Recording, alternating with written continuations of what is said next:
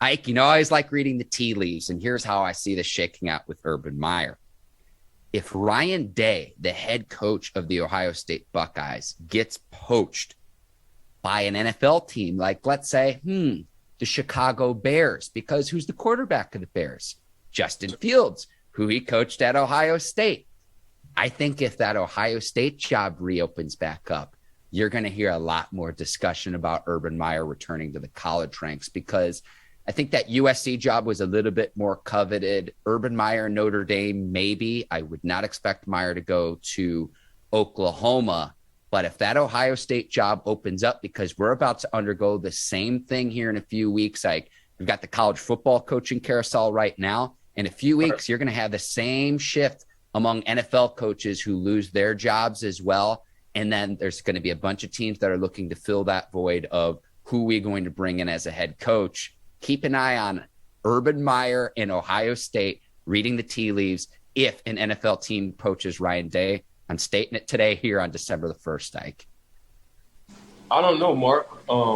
I do think Ryan Day would be the Chicago Bears head coach, and I think that makes a lot of sense. I think that's what they're going to start doing in the NFL. If they feel like they have a franchise quarterback, excuse me, and it doesn't work out with the coach who's already existing, I think they just going to go to college and get the head coach they had and pay him enough and let him rock out with his quarterback because of the relationship they had in college. That's what I think. I'm looking over there in Arizona. I'm looking at a possibility maybe with the Chicago Bears. Now you're starting to see, these young quarterbacks, they have an input. Either they getting the offensive lineman, a running back, or they getting the receiver they didn't play with in college. I'm looking at Jalen Hurts and company with the Eagles. So it's just, I can see it definitely going that way. Will Urban Meyer leave? I don't know, because it's too many rumors saying his family loved Jacksonville. You know what I'm saying? So, and I think he looks at what he has in Jacksonville going on the up, and he don't have to worry about recruiting.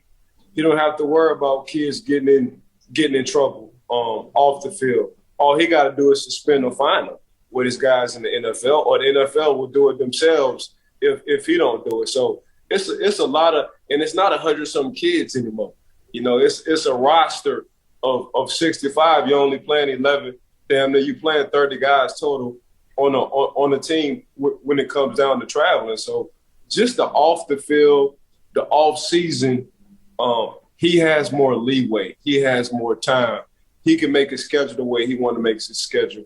He really don't have nobody to go to. It's just him and the owner. That's just really what it is in Jacksonville.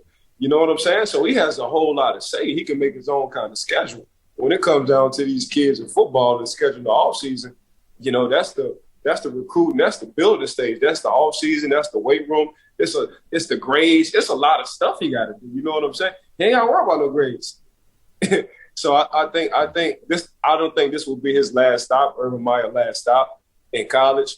But I think for now he's just gonna sit and post up in Jacksonville, regardless of if that Ohio State job is open or not.